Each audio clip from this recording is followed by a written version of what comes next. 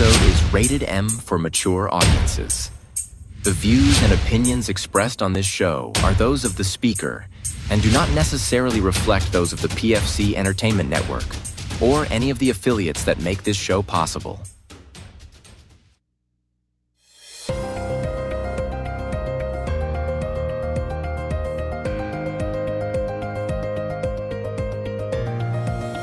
This is the Pure Fury Creations Entertainment Network. From the gridiron to the ball diamonds, from the hardwood to the ice rinks, from the fairways to the octagon and everywhere in between.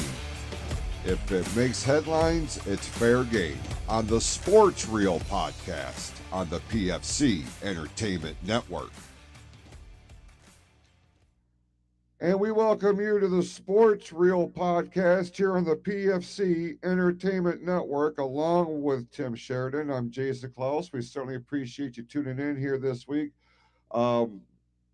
Tim, it's always great to see you, my friend. I know we have a lot to talk about this week in terms of we're coming out of the NFL draft. We're going to take a look and see how the Lions did with their picks in the 2025 draft. I also want to take a minute and look at what's going on with the Detroit Pistons and their series with the New York Knicks. And I don't know if you saw this or not, but a little bit of a controversial brawl of sorts went down during the NHL playoffs. We're going to talk about that in just a little bit. And a new sport is going to officially be added to the 2026 Olympic Games. And I haven't heard this yet. Yeah, that came across my radar probably 45 minutes ago. So we're going to talk about that later on in the program. But before we get there, how are you doing, my friend? How's your week been? Oh, my week's been great, and it feels good to be back on the show. First off, I want to apologize to anybody who might have heard me last week say that I might have got back on later on that night of the draft. Didn't fucking happen. I went to bed.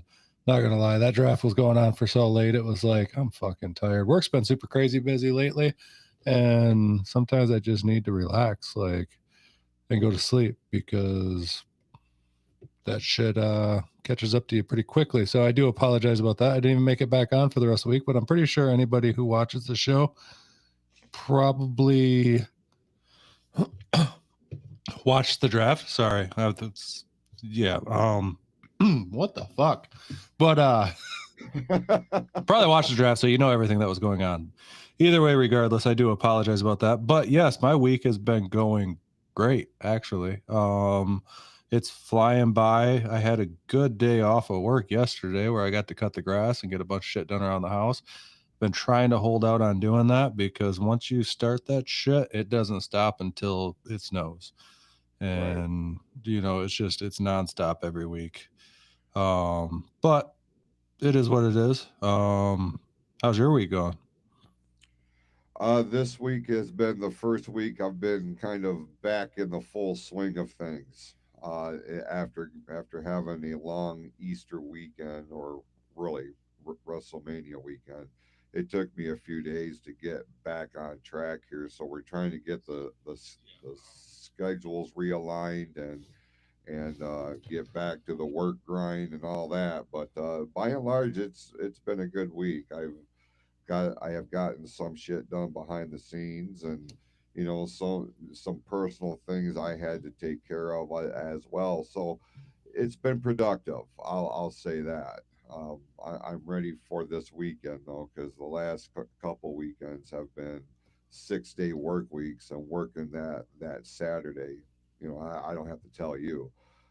It is a mind fuck, and I absolutely hate it. You know what I mean? Especially with our shift, because theoretically there's not a day during the week that we're not in that building.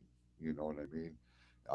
My one day off is Saturday night, but we're right back in on Sunday. So it's like, God damn, you don't really feel like you get a day off. So I'm looking forward to this weekend to finally get caught up on the rest of my shit. So I have that to look forward to.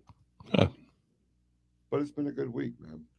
I haven't made anybody cry. I haven't had to yell at anybody. Although last night came pretty goddamn close. I don't mind telling you. Uh, Look, I'm one of those people. Do not poke the bear. I make it very well known what kind of mood I'm in when I'm stepping on the line, and I let the people in my general area know today's not the day. Just let me lock into what I got to do while I'm here. Don't come to me, I'll come to you. Just I was in a mood, and I knew that. Um, Management didn't get the memo, Tim, and they decided that they were going to try to show their ass, and I just yeah, it becomes a very frustrating situation, and you really get a feel for how toxic that whole environment is. So it would have been real easy for me to fly off the rails and cut a promo. Um, I elected not to. I'm going to rechannel that energy, and here we are. So it's one of the things why I'm so grateful that we have this outlet. You know what I'm saying? Because it really does give me an avenue of release. So love that for me. Anyway, I also want to make mention right now, if you are watching this through the Facebook feed, in the live chat, you will see a link that I posted. If you want to be a part of the show, live as it happens right here and now, you have an opinion, you have a question, anything that we're talking about, or anything that's come across your radar in the world of sports, click that link, jump through a couple of their hoops, and boom, you're on the show with us. So, or you can participate in the live chat as well. Tim, where do you want to start this week, man? Maybe I would imagine either the Lions draft picks or the Pistons and the Knicks. This series has not been without its fair share of controversy. Oh, Uh, fair enough. yeah. So, um, where would you like to start this week? I And mean, we well, have to we get we your 2 minute golf report in as well. yes, we do at some point. But right now, this fucking Riverside. I got this thing that's right over your face that says picture-in-picture mode closed to maintain recording quality, and it will not let me click off of it. So I can't see you. But it's all right. I know what you look like. It just like most time I can click off of it. Because the problem is I bounce through. I close this to go into like Facebook and shit for a minute, and then Right. it pops this shit up here, and it will not let me Right. close it. It's like every time I get close to the little X to close it, it disappears. Like it's annoying the shit out of Oh, me. I know what you're saying. Okay. Yeah. That is, look, Riverside is a funny bitch because we go through a stretch where there is no issues whatsoever. And then all of a sudden But it's like man, when boom. we get the issues, it compounds and it's one thing after another, and it frustrates the shit out of me. If I can be honest with you, Oh, we actually had to shut this down and restart so we could do the show tonight because Tim couldn't see me. It was fucking weird. I mean, we could have made the show work. It would have just been Yeah. weird with just my face on it the whole time. I mean, that's not a bad thing, is it? I mean, I'm a pretty handsome young man. I'm- All right. Dude, my brain was like, which way do we go with this? My wife would like it. Well, sure. I'm Okay. sure. First off, let's get right down to business. Since last week we ended on the number one draft pick. Let's get right down to business in the way that Detroit kind of drafted this thing. The draft is kind of weird with Detroit because you never know how it's going to go. A lot of people shit on the way that their draft picks, but how can you shit on them with the history has shown that like, why would you take Jahmyr Gibbs at 13? Well, he turned out to be one of the best fucking running backs in the league, and it was one of the smartest moves they ever made. So shut the fuck up and let Brett Holmes cook. But we'll go right over all their picks. Round one, Tyleek Williams, defensive tackle, Ohio State. From everything I know about him, he's a pretty solid defensive tackle, and he's going to fill that Aleem McNeil spot while he's out. Still injured, because what I'm hearing is he might not be back till November. So that's going to be a hell of a pickup right there. And that's probably why they went tackle first. I thought that they'd go edge. And I was saying that all last week, was pretty sure they're going to go edge. We need an edge rusher. You know what I mean? Right. They went edge, but we'll get to that in a minute, because the next pick was a guard, which was Tate Ratledge out of Georgia. I also said last week that they should probably pick up a guard late in this draft. Well, they went number 2 with a guard. Let's let Brad Holmes cook and see what he's got in his mind here, because then in my mind, let's go edge rusher. No, Brad Holmes says, let's take Isaac Tesla. You got to add that extra A on there. It's Tesla. Don't get it confused with Tesla. It's Tesla. It's French, I think. I don't know. I don't fucking know. Wide receiver out of Arkansas, which I also said we probably should take a wide receiver in this draft, but I figured it'd be like round 7, which we did take one in round 7. I'll get to him in a minute. So now we're out there on the hunt for a edge rusher. What do we get? Guard, Miles Frazier. Another guard. I like the fact that we're boosting up that line for the future, because our guys are aging, but where's our edge rusher? Oh, shit. Here he is. Ahmed Hassani. I can't even say this guy's name. Hassanin. I'm sure I'll learn it eventually. Edge from Boise State, taken in the 6th. From everything I'm reading, apparently he was a steal in the 6th round. We'll see how it turns out. But apparently he's a steal. And with the Lions, history in the draft, anybody in any of those spots can be a fucking steal, because we took Amon-Ra St. Brown in the 4th. You know what I mean? And he's one of the best wide receivers in the damn league. Now we can get to 7. We took a safety, Dan Jackson out of Georgia. Safety wasn't on my list to pick, because we have some depth at safety, and we got the best safeties. We got the best 1-2 punch combo in the league, in my opinion, with Brian Branch and Kirby Joseph. And then now we'll finally get to another wide receiver, Dominic Lovett, taken in the 7th round. Hopefully a steal out of the 7th. You never know how these 7th round picks are going to be. But from everything I'm hearing, he should be a steal out of the 7th too. Hopefully they all turn into starters. Draft didn't go as I expected. I didn't think we were going to wait till the 6th round to take an edge rusher. Kind of makes me feel like, kind of had this feeling over the last week or the last few weeks. And I've been saying it. I'm pretty sure, with as much as he's been hanging around towns, that Darius Smith is going to be re-signing here in the near future. He's been in town a lot. He's been going to a lot of Pistons games. He's been flying back to town. So I know he's had to have at least been in contact with the team. And I would be pretty excited about them picking up Zadarius Smith. And then, having this Ahmed Hassanin, kind of playing, kind of rotating out with Smith, and Smith kind of teaching him a few things here and there. But yeah, I mean, I'm pretty happy with the draft. A little bit different than I thought they were going to go. I don't know how you felt how they should go, or what direction you thought they would go. Did it turn out a little weird for you?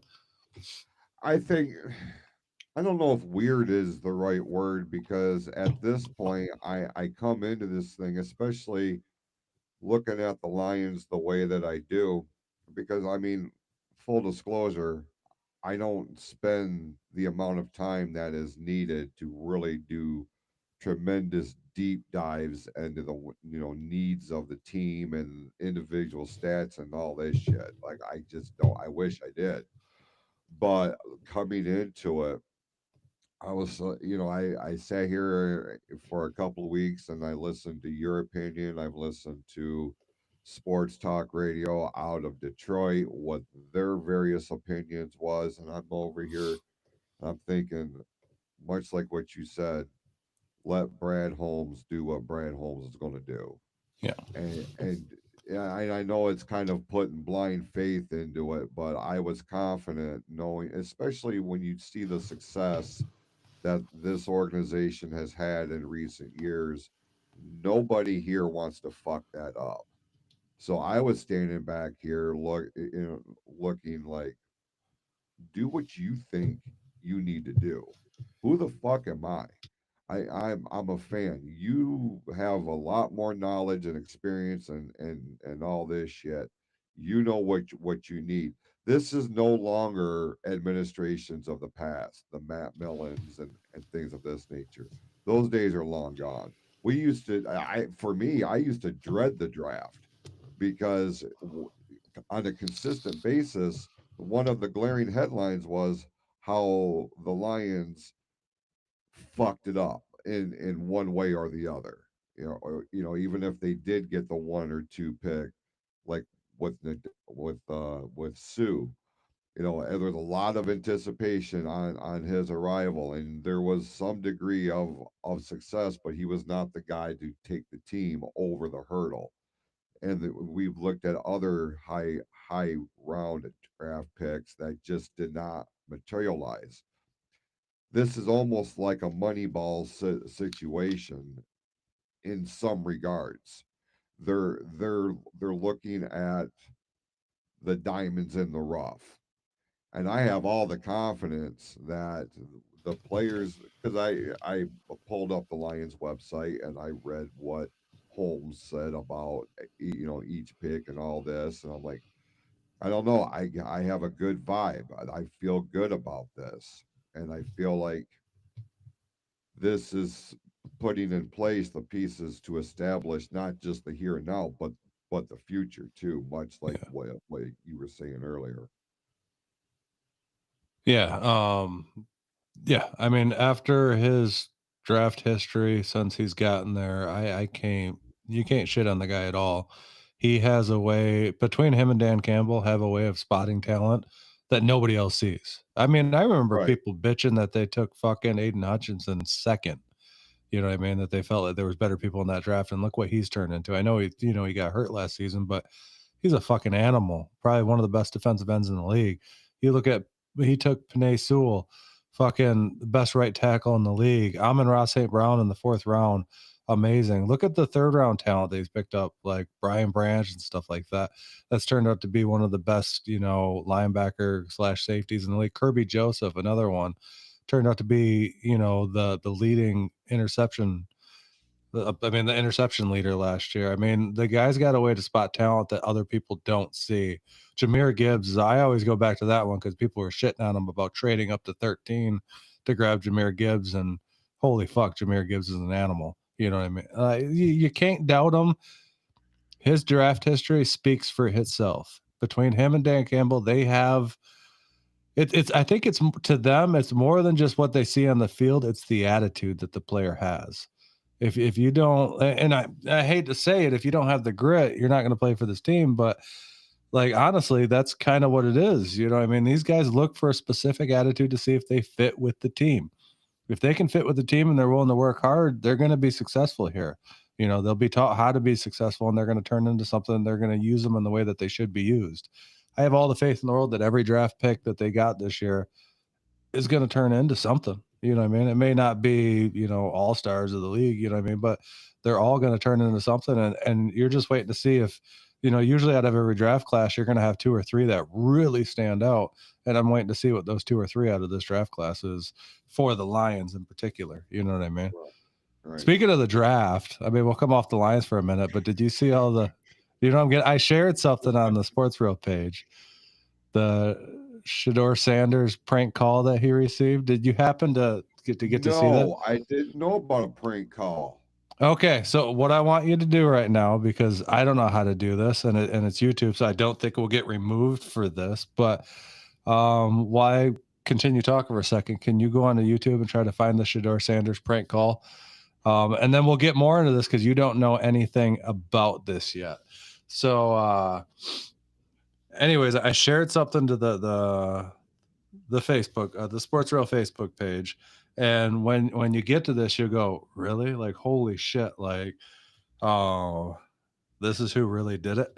And I'll tell you the whole backstory behind it. But apparently now that's actually coming out that there was more than one prank call played. So this is kind of like the little bit of drama going on with the draft this year. And talking about Shedeur Sanders, I don't know if you happened to catch to watch it. Like, I apologize. I didn't want to start playing like that. oh, did it start playing?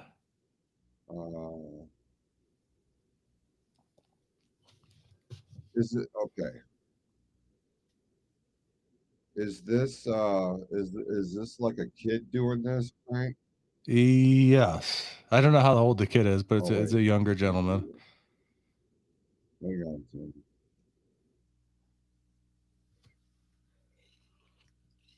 Okay. All right. Now I can hear you. Is this a kid doing the prank call? It's a young man. Okay. I don't know how old he is, but it is a young man. Whether or not he's still technically a kid or not, I'm not sure. But I'll let you know who it is here in a second that did it, how he did it, and what the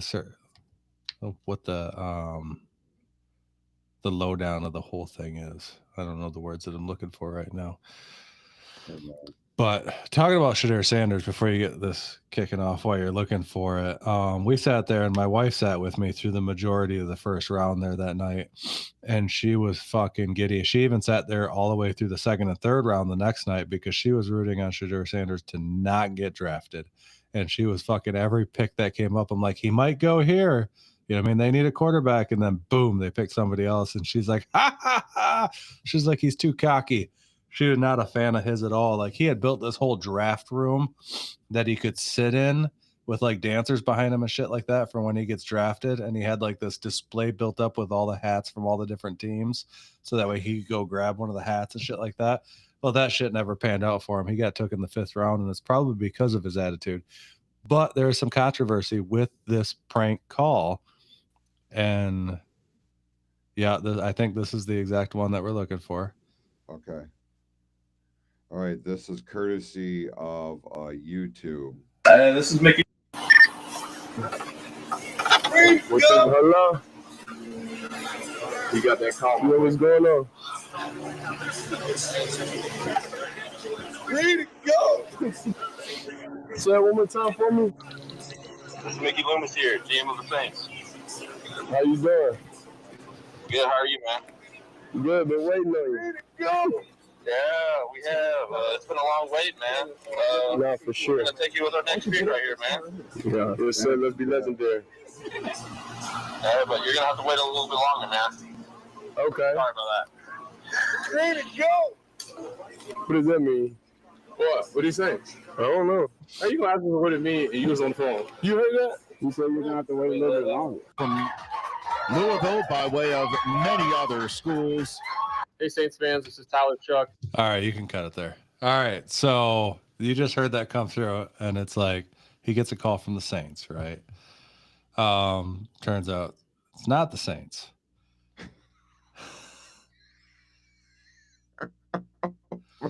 God, dude. Oh my God. All right, so who it was the Falcons defensive coordinator Jeff Ulbrich's son.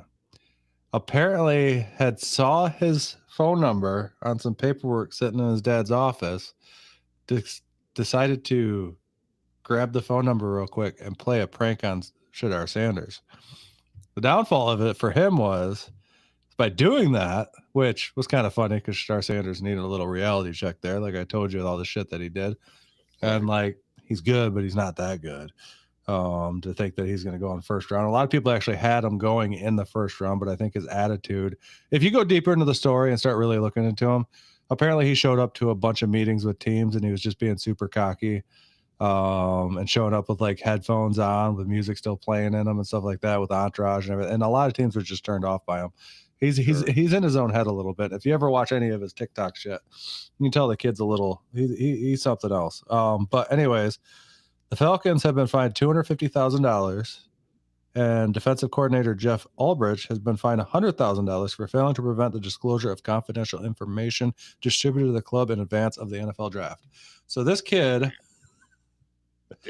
decided to play a little prank and got his dad fined $100,000, and the team that his dad works for $250,000. So yeah, that was a little fun from the draft.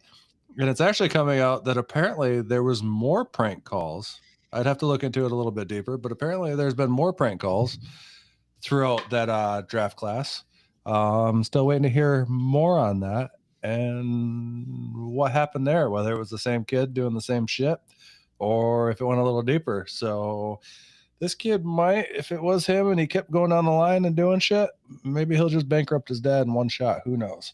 But I rest my case there that I thought it was funny, and my wife thought it was hilarious that he didn't get drafted through the first 3 rounds. So she was pretty happy about that because she doesn't like cocky people either. But he finally did get drafted 5th round. He's going to be a Cleveland Brown, which made no sense to me because they got like 4 or 5 quarterbacks on the roster now.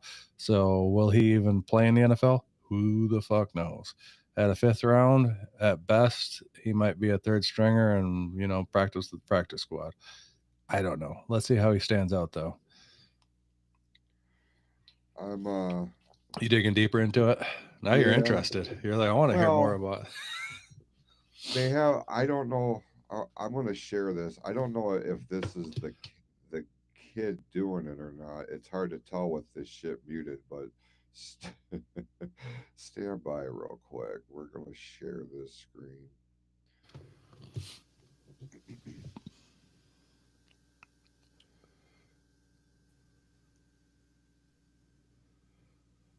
This is Mickey Loomis here, the GM of the New Orleans Saints. Yeah, this is him. This is Mickey Loomis here, GM of the Saints. How you doing? Good. How are you, man? Good. Been waiting on you. Yeah, we have. It's been a long wait, man. We're gonna take you with the next pick right here, man. It's legendary. Hey, but you're gonna have to wait a little bit longer, man. Sorry about that. Oh my God! He bought it! This is Mickey Loomis. All right. So yeah, that's the exact one. I think it's funny, but at the same time, I also feel bad for Shedar Sanders. I think he's a decent quarterback. I think his dad stands in his way a lot. You know what I mean? Like his dad was coming out in interviews before the draft even happened, saying that there was absolutely certain teams that he would not allow his son to play for, which puts a bad taste in, teams' mouths when it came to, that. And I heard that there was a lot of owners that told teams to take him off their draft board altogether. And then even when he did get drafted, you'd have to watch the video of that, and I don't want to bring that up because it's actual NFL coverage and will probably get fucking deleted because of it. But you could see when Cleveland drafted him, like there was no celebration in their draft room at all, which is very uncommon for a draft room. Usually there's, hugs and high fives and hurrahs. Like they just sat there all quiet and just shook their head. You know what I mean? Like I think he's getting, he's cocky. He needs a reality check. Don't get me wrong. You know what I mean? But I think his dad has a lot to do with that. And hopefully he works out in Cleveland. Hopefully he can turn into something. If not, it was never meant to be. But that shit was still funny. I don't know how you feel about it. Like, and Whoops. You're going down a deep dive now. Because I heard there was a prank call on Abdul Carter who went in the first round there. That one hasn't come all out yet on what happened, but I heard that he had a prank call too. So I don't know if it's the same kid who got a bunch of phone numbers, like I said, but it was definitely interesting. Put a little drama on this draft this year. I'm kind of surprised that we haven't heard about this type of thing happening before now. Like I've never heard of a prank call during an NFL draft. But the fact of this is the kid of somebody on the coaching staff for the Falcons. This prank, although he probably got the number of views he was looking for, cost his father and or the team a combined 350 grand. That is that is a pretty expensive rib. From the Sanders standpoint, though, it is it's funny in the aspect that man, this is a reality check.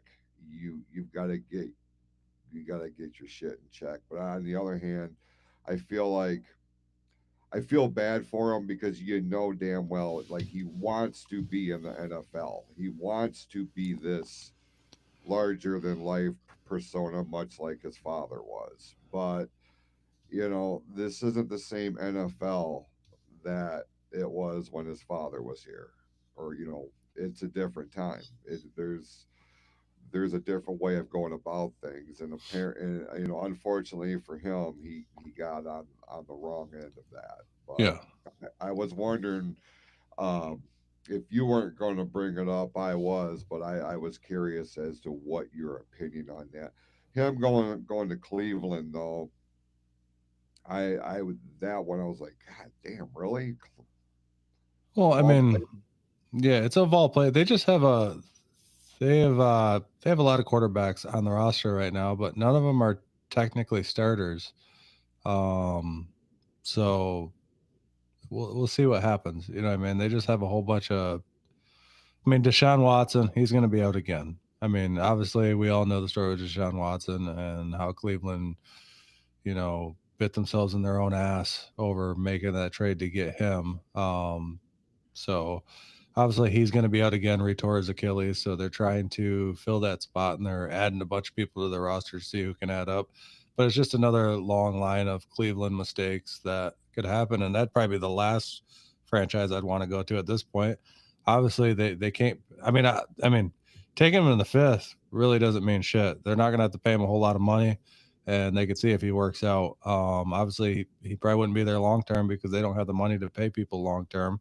They just re-signed Miles Garrett, re-signed a bunch of people there. They have a really good defense, but their offense is just kind of shit. But it just be the last place that I'd really want to go underneath that management that they have going on at that team. But I guess it's better than going nowhere. You know what I mean? Like, or I've heard this before on the Kelsey's podcast. They were talking about how they would almost rather, if you're going to go low in the rounds, rather just go undrafted and get signed to a team because then you can show out for a team and re-sign somewhere else in a year or two. You know what I mean? Instead of getting locked down for 4 years. So it's really give or take. Being in the fifth is kind of rough. I mean, or you could end up in the seventh like Brock Purdy did, the last pick of the draft, and not even be able to afford to live on your own in the state that you play in, and you're playing in the Super Bowl. You know what I mean? It's hard to tell.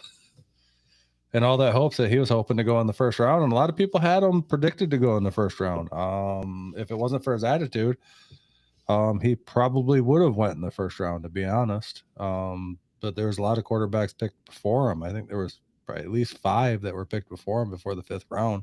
I know it wasn't a super deep, quarterback draft. It was more defense orientated this year, and they had a lot of running backs this year in the draft that went. So, but yeah, to go in the 5th, I feel for them. But drop the attitude. Maybe you'll get better. Maybe in 4 years you can sign somewhere and become a star. Who knows? It's like the third or fourth time you've used the word attitude and Yeah. how it can have a adverse effect on your arrival or your debut or your draft positioning, whatever the case may be. So I would like to take this opportunity to expand on that part. That's kind of what I guess if I had a specific role on this show, like I'm passionate about the things I'm passionate about. Other things I am an observer at best. Um, I focus on the human element of sports, and we've seen a couple of examples in recent times, recent years, how attitude or their lack of has been a determining factor into the initial success of an athlete. Just because you had some degree of success on a minor league or a collegiate level does not always transition well to the ranks of the professionals. But more importantly than that, you are an example.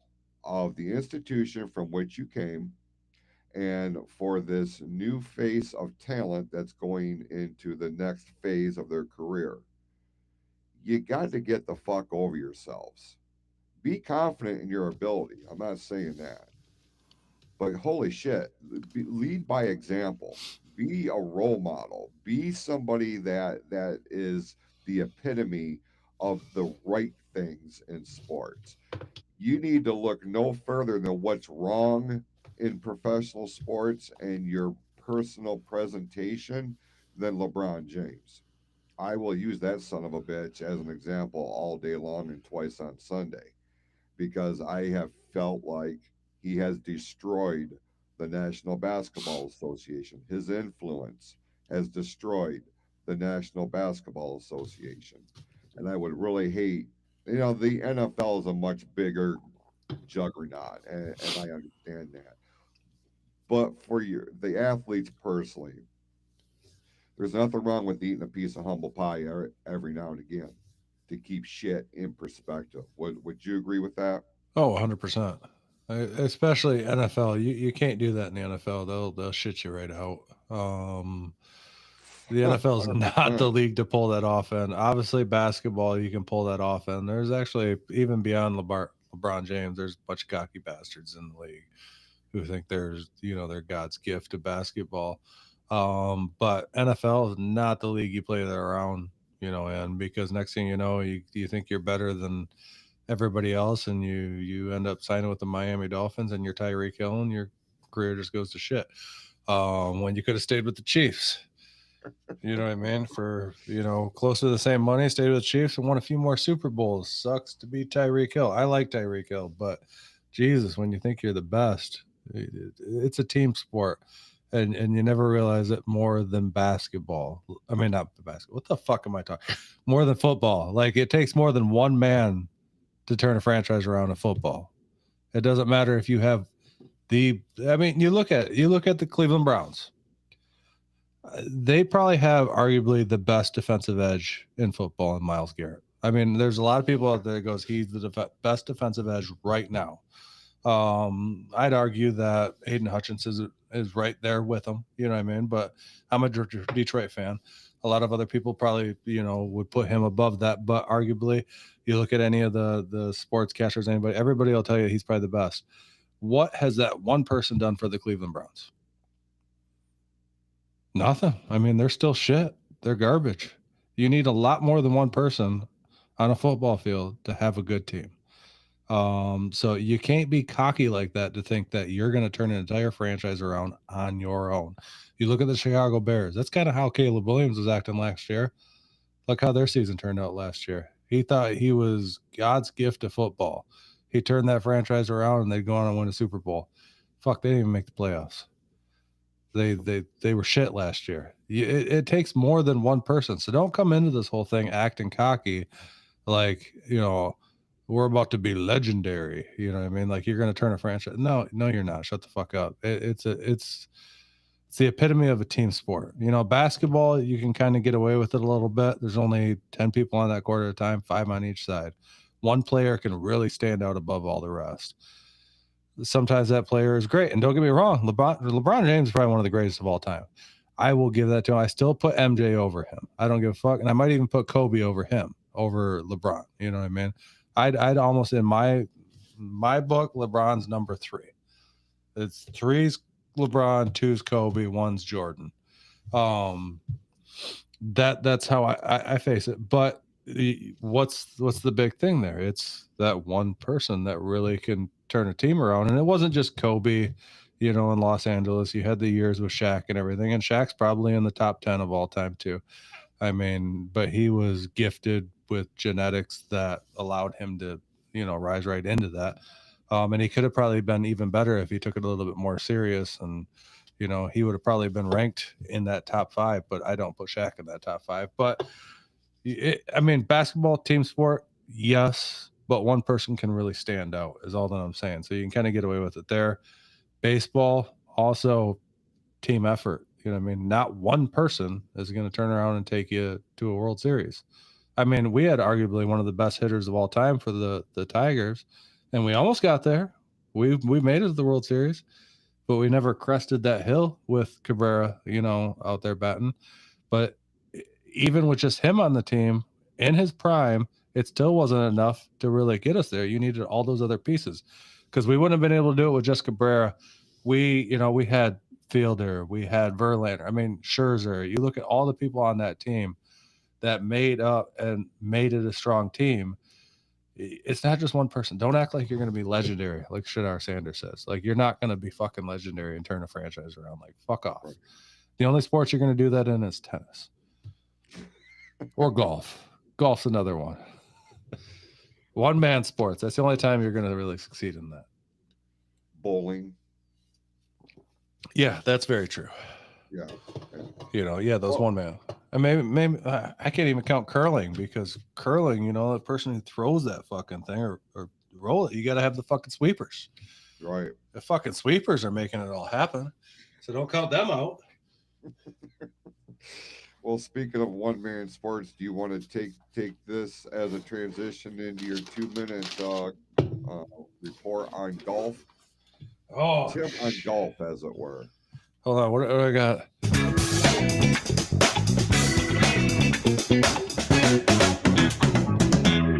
Tim's 2-minute golf time. I'm gonna make you a graphic. Yeah, I got to pull my phone up with to see how this one turned out. I did watch a little bit over the weekend, but we had the Zurich Classic. I got to go to the old Google machine to look at the results. Hopefully, we can get this in. I apologize to have caught you off guard like that, but I saw the opening. You know what I mean? Yeah. Oh fuck! Where's the results? Gosh darn it! Well, while he's looking that up, we can tell you about one of our great sponsors here on the show, here on the PFC Entertainment Network. Summer is here, and so is a new lineup of PFC merchandise with swimsuits, swim trunks, beach towels. As you're getting ready for a day at the beach, or if you're going to the ball game, you can rock the new jerseys and the new hats featuring the great shows and logos of the PFC Entertainment Network. The teams on the fields are not the only ones being represented. But if you're out manning the grill, preparing for a barbecue, you can keep your drinks cold with a variety of new koozies and keep yourself protected with new aprons. If you're going out on the water, there is a variety of outdoor activities that you can purchase to show your fandom with flags, pickleball sets, frisbees, golf balls, and other outdoor activities. Featuring the great logos of the PFC network. You can check it out at your official PFC Summer store, pfcsummer.printify.me, your official summer lineup of the Pure Fury Creations Entertainment Network. And I'll have you know, Tim, I have a cart full of shit from the PFC summer lineup over at pfcsummer.printify.me. You should. Did you ever get the jersey in the baseball? Yes, I did. How's it fit? I haven't seen you wear it yet. I haven't. Oh, gee, I need to see you wear it. I need to know on sizing before I order, because I want to order one, but I was waiting for you to. Listen, I have put it on. The fact of the matter is I had ordered two things from the store. One of which was the jersey, and then the other one was one of those 3/4 sleeve baseball type shirts for this show's logo. And they both came in, but I haven't recorded from the home studio in a little bit to actually put it on. I will tell you the jersey's a little snug for being a 2X. Yeah, I'm a little disappointed in that. So, but that's the weird thing. Because I am currently back in a 2X. Mm-hmm. But if it's snug at a 2X, is it closer to like a 1X 2X, or yes. is it? Yeah. So it's closer to 1X. So I should order 3X because that'd be closer to an actual 2X. I'm going to be completely honest with everybody right now. I do apologize. As I'm trying to look up the results of the Zurich Classic, I can't fucking get them. I don't know what the fuck's going on. So we're just going to pretend like I'm going to go over the results. I can tell you right now that Rory and Shane Lowry That's what I call him, Shane Laurie. They teamed up because it was a 2-man tournament. They did not win it because that's who we were rooting for when we were watching. They were leading as we were watching day 3, but they fell back, and I think they finished somewhere. Gosh, I want to say the last time I saw them, they could have finished like higher than this, but I think they were somewhere around 7th. But I want to say, like, the last time I looked at this, maybe they were in 12th. I can't remember who the fuck won it. I'm going to be honest. So Tim's 2-minute golf time this week is going to suck because where I usually get my results and go over the leaderboard, it's not fucking there. I don't know why they don't have it there right now.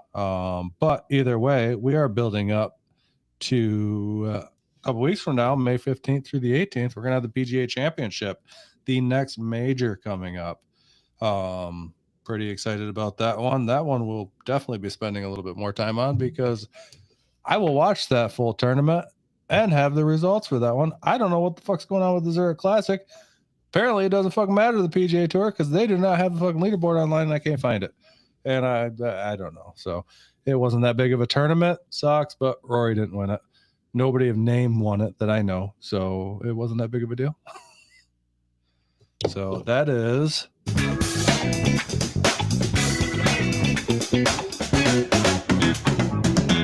Tim's 2-minute golf talk.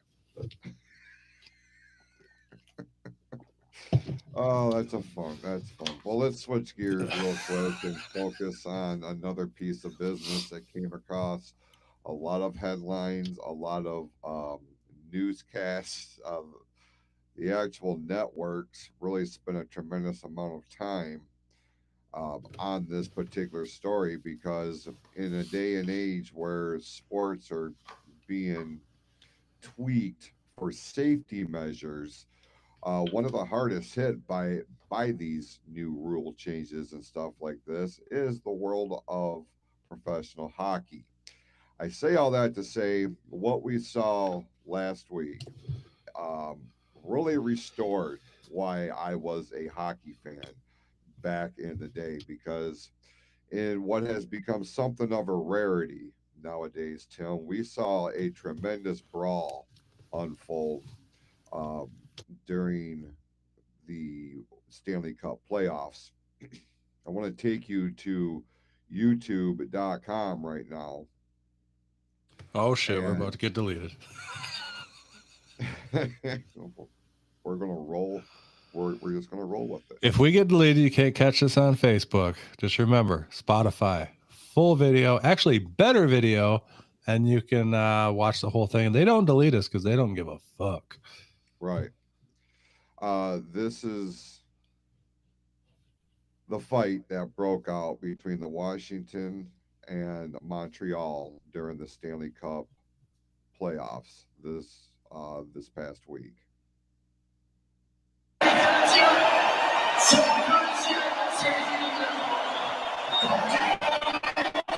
Montreal Canadiens take the lead one more time on a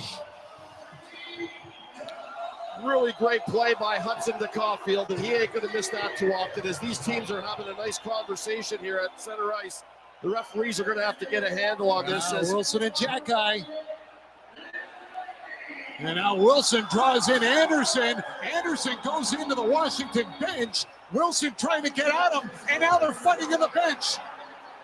They're in the fucking bench. Anderson and Wilson have gone into the Capitals bench.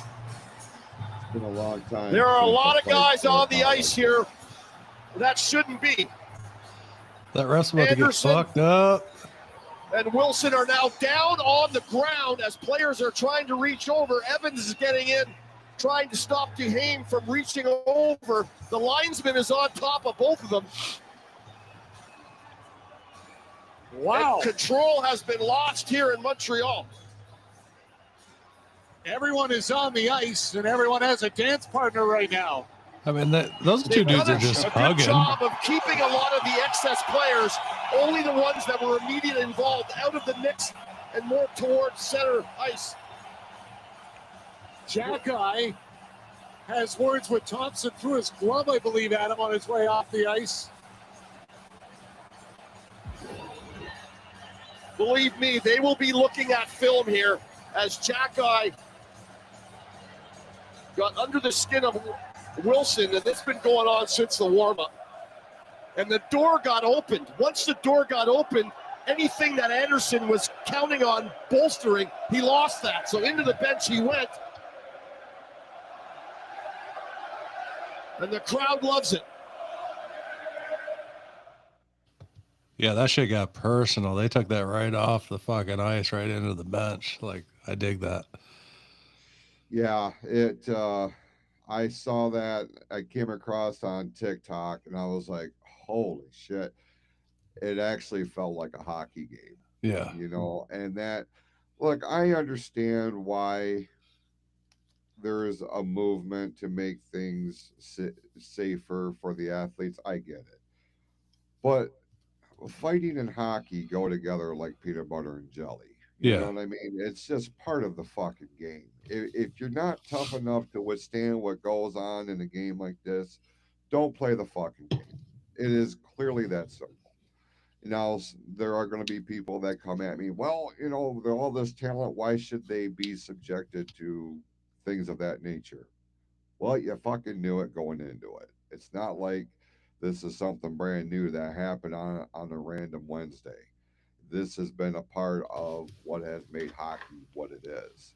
Yeah. You I know? mean, they have enforcers. That's all they really do is fucking fight. That's the goon. All they do is fight. You know what I mean? Right. That's hockey tradition. And that better not ever change, because that's part of the fucking sport. And that's one of the reasons why I like the sport. Can't do that Sets in it any apart. other sport. You know what I mean? Right. Besides actual fighting.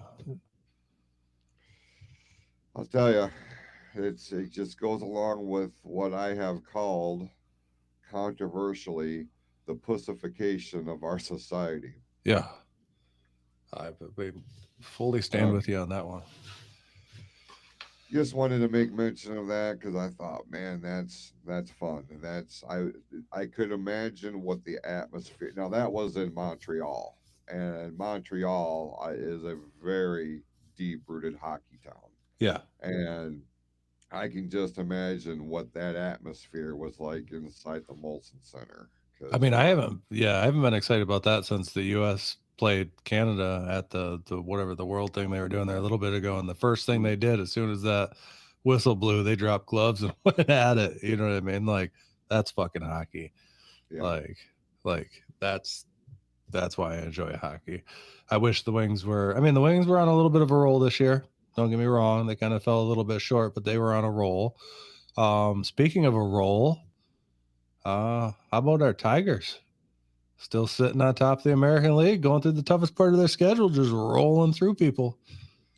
Yeah, they are still tied. I checked right before we came on the air here. I know that they are in the process of a game with the Houston Astros. Beat them last night, as a matter of fact. Anytime you get a win over the Astros, and it looks like they could conceivably win this series with them, that's a feather in the cap. Yeah. Because Houston, say what you want, they are as dangerous as any team in the American League. The same can be said about the evil empire that we know as the Yankees, and we can include the Detroit Tigers in that conversation, because in the American League, the Tigers and the Yankees are the two best teams in the American League right now. They are tied virtually across the board. No, like we wanted the Tigers to be good. We expected them to be at least sniffing a playoff, if only a wild card spot. But they're coming out of the gate here, and ever since dropping the season opener against the Dodgers, like that lit a fire under their ass, and they have been steamrolling. Everything is clicking. The atmosphere around the city, around this team, has been restored on so many levels. There's a lot of excitement right now in Detroit for the Tigers, and justifiably so, picking up where they were, going into a deep playoff run last season. So if not even everything you wanted. Yeah, if not even better. I mean, even Javi Baez is heating up. Like, Right. what the fuck is going on? Like, they're all clicking. Let's just hope that they can carry this throughout the season and not fall off. I always worry about that when you're hot at the beginning of the season. Where are you going to be as you struggle to go into those later months? You know, are you going to be tired? You know, it's just hope they can just keep this rolling.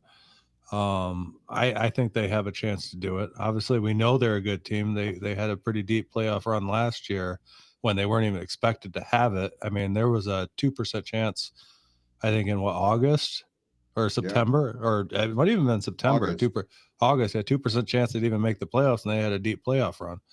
So, I mean, everything's looking up right now and going through the hardest part of that season right now, and to be rolling the way they're rolling, the second half of the season is gonna seem pretty easy, hopefully. And also on top of that, who knows what they're gonna pick up by that trade deadline to stack those pieces to try to make an even deeper run this year. Obviously, we have the talent. We have a very young team that is really coming together, and they're all playing very well together. I mean, it's a team effort. Don't get me wrong, but it's working out. And when you have one of the best pitchers in baseball on the mound for you, whatever you like, 5 days, 5 to 7 days, Derek Skubal, yeah, I mean, you got another ace out there. We have a chance at this year. They did defeat the Astros here today, 7-4. They've got, let's see, hang on.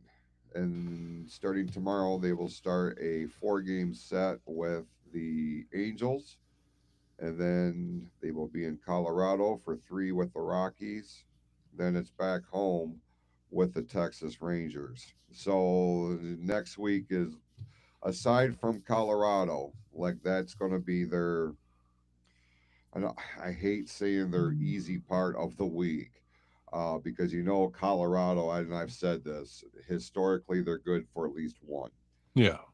And they're playing in Denver, so there is a little bit of an advantage in that aspect. But because that ball does fly,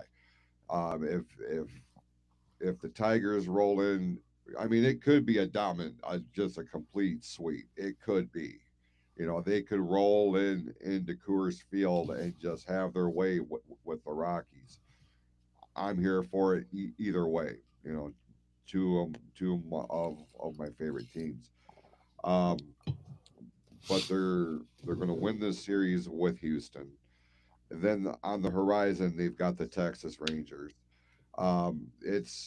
It's not an easy time right now, aside from a little bit of a lull there with Colorado. But this is what makes the elite the elite. Meanwhile, on the National League side of things, you're looking at, it's kind of wide open right now. The defending champion Dodgers are somewhere in the middle of the pack in their division. Meanwhile, the Chicago Cubs are rolling. Nobody really expected them at this stage to be head and shoulders above in the Central, but there they are. The Padres, a lot of people are paying attention to the Padres right now. And then you always have to worry about the Phillies and the Mets. That's tough. It really is. The National League is always they're stacked. Yeah, for sure. All right. We're coming up to the top of the hour, and I wanted to make mention of this week as kind of the last segment of the show. As I was going through some notes in preparation for tonight, what came across my radar was the formal addition to a sport in the 2026 Olympic Games. Mixed martial arts as a I whole dig that. Yeah. is going to be an Olympic sport now, Tim. I didn't have time to actually go into the article, so I don't know if they're incorporating an octagon, a caged octagon, much like you see with mixed martial arts fights. I've got to believe it's got to be taken into consideration. But literally before I came in here today, that popped up, and I was like, that's worth mentioning. Yeah, that's huge. So in an effort to evolve with the times, I do applaud the committee that oversees the Olympic Games for recognizing what MMA is and incorporating that because it is a global phenomenon. Yeah. There are fighters literally from all over the world. So it's cool to have that incorporated into the Olympic Games, and it really adds another layer of the of being a legit sport when you My are. question will be Mhm. in that situation if Dana White will allow his fighters to fight in the Olympics, the ones that are signed to the UFC. Because I mean, around the world, UFC is top dog. Sure. That is the place where you want to end up. And it doesn't necessarily even have to be in an octagon because you go anywhere else in the world, a lot of these fights happen in rings. Yeah. Especially over in Japan and stuff like that. They're in traditional like boxing style rings. So it could end up in a situation like that. But is Dana White going to allow his fighters to fight in the Olympics, knowing that there's a possibility they could get injured in the Olympics and not be able to fight for him when they're there to make money? You know what I mean? It's going to be a give or take. Are we going to see these super high level fighters at the Olympics, or is it going to be a little bit of everybody in the just trying to work their way up? So it'll be interesting to see. And I know traditionally Olympics was always thought to be amateur athletes, but we kind of blew that apart with a lot of the, hockey, basketball, and whatnot in the Olympics, where a lot of these pro athletes get to go play in these. Obviously, we know about the U.S. with the Dream Team with basketball. Same thing goes forward with hockey and everything else. My favorite sport in the Olympics, I heard, isn't going to be returning. That's breakdancing. So we're not gonna be able to see that chick from Oh, Australia again. Can't even that's remember a what the fuck her damn name shame. was. But Damn shame. yeah. So, I don't think I'm gonna watch the motherfucker now. I'll be straight up with you. so Uh, anyway, so yeah, that's a cool thing to see. But before we get off here, we do need to kind of touch base with another sport that's going on in our neck of the woods right now. And I know we have a team playing tomorrow night. I believe tomorrow night in Detroit at Little Caesars Arena, and that is our Detroit Pistons. the Detroit Pistons are demonstrating why they are in the position that they are in that being postseason. Um, it could have gone really bad, but this team, despite Fuck the refs. uh, yeah, We should be this series should be 3-2 right now, to be honest, it should. for the Pistons, not Yes. 3-2 for New York. No, no, 2 games no. ago, I don't did have you? I've actually been watching because they've been on Max because they're on TNT whatnot, so I've been able to actually watch the games. Two games ago, when that game ended and the Pistons were down by 1 point, and they threw up that shot, and that he got, I think it was Hardaway Jr. that got fouled blatantly fouled. Like, I mean, it was fucking uncalled for that they didn't call a foul on this. That would have sent him to the line with a good chance to hit 2 free throws because he's a good free throw shooter. And we'd have probably won that game. And then we won last night, which was another game that I was bitching at my TV because I'm like, fuck these refs because they're doing everything they can do to keep the Pistons out of this. But the Pistons just held out and just kept playing and actually got ahead in that game last night and won it like cleanly. But yeah, it's been pissing me off. But yes, we're still rolling, Jason. We're still rolling. We're heading back to Detroit right now for a game tomorrow night. Right. And that ticket has become the hottest ticket in town. Yeah. If the Pistons are, I'm going to tell you something. With as much video evidence as there is now across the board, if when all this is said and done, whether it's after the NBA finals, whatever, if this refs situation is not addressed, and I mean with reckless abandon, you The extreme prejudice against the Detroit Pistons is no longer speculative.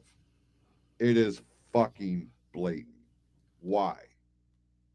Why? Because they don't fit the NBA mold. They don't conform to the NBA's code of ethics in what they want for the poster child of the league. Now, I don't know about you, Tim, but I grew up with basketball being a team sport. Yes, you are going to have exceptional talent that rises above. It's inevitable. It happens in every facet of life. But at the same time, it is still a team sport, and no other team has demonstrated what can be when a group of individuals actually form a team than every one of the city of Detroit's professional championship teams. Tigers, Red Wings, Pistons. None of those teams had one player that was head and shoulders above everybody else. They all rose as one. And for whatever reason, that pisses the NBA off because it's from Detroit, because they're not your white meat baby face. They are gritty, they are controversial, they are strong, they are a reflection of a contingent of society. And why people have such a fucking issue with it is beyond me. But I'm going to tell you something. NBA officials, NBA fans, people who don't like the Pistons for whatever reason, and we've dealt with this as Pistons fans our entire lives, dating back to the era of the bad boys. I'm going to tell you something. Do not ever count out the Detroit Pistons because one way or the other, they will put respect on their own names because you refuse to. They'll do it themselves, one way or the other. New York is finding that out, and going back to LCA for this next game, this is going to be pivotal. If the Pistons can pull this off, New York don't have a prayer, in my view. Yeah, we need to tie this series back up and get it going. This should be our series in one more game, but unfortunately, we're gonna have to win 2 more to move on. Um, I don't know what it is. We feel this with every one of our teams. I think it's just the small market mentality for these, these conglomerates that run these leagues. They don't like these small market teams. We're not a New York team. We're not an LA team. But you're right. Every time that we've had these championships, it's been a team effort. Even go back to 04 with the Pistons the last time, complete team effort. And that's kind of what I'm seeing growing right now. Is this the year? I don't know. I would hope so, but this is a growing point that you can grow from. Even if it's not the year, you can only get better from this point forward. So we got to keep our heads up as fans. Obviously, the refs are doing everything they can to take it away, and it's blatant. It's fucking blatant, and I hate to see it because we've seen it in so many other sports. We've seen it with the Lions for so long. Just blatant refs shitting on us. And finally, some of these calls are starting to come our way. Why? Because the Lions are so fucking good that they can't deny it any longer and they can't hide it. And they are the number one team over 3 major networks, only lacking one network, and they're the number 2 on that network. Team watched in the NFL right now. The Lions are America's new team. You can't rob them anymore. We have to grow all of our sports into that. Tigers, they kind of get away with a little bit because it's history. You know what I mean? Like the Tigers have been around forever. There's a lot of history with this team, so they don't get shit on as badly as the Pistons do. The Wings also, I don't think, get shit on as badly as some of the other teams. There's a lot of history there, and we've had a lot of really good Wings teams over the years. So there's a lot of, I mean, it's a thing of legend when you think of the Red Wings. They're not that great right now, but they'll grow back into being great. You know what I mean? It's just a matter of time. But yeah, people need to get some respect on the name of the Pistons because they're coming up and they're doing it with no LeBron Jameses and no Steph Currys. You know what I mean? Like, they're doing it as a team. Right. 100%.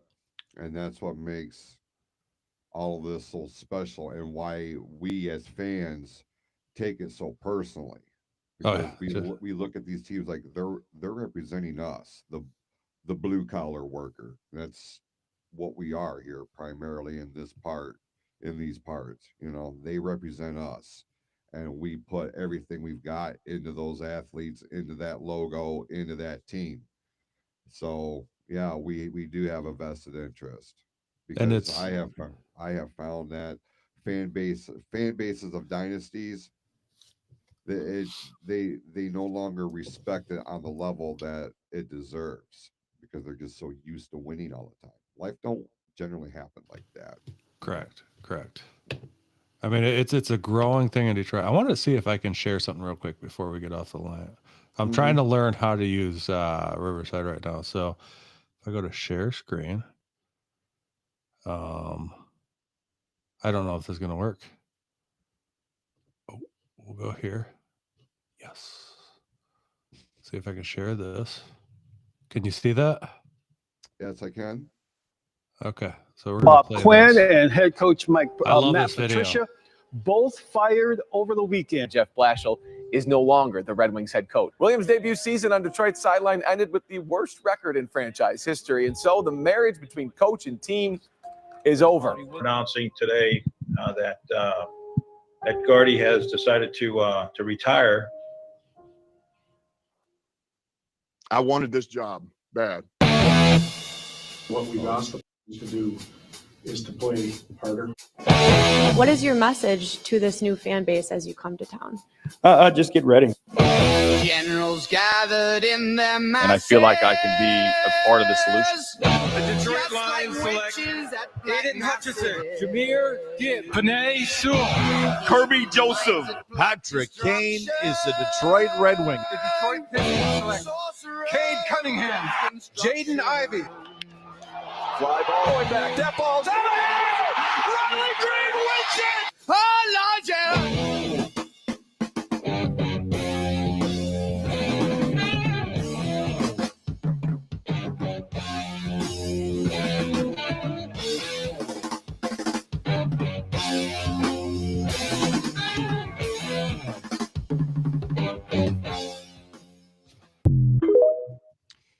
That was badass.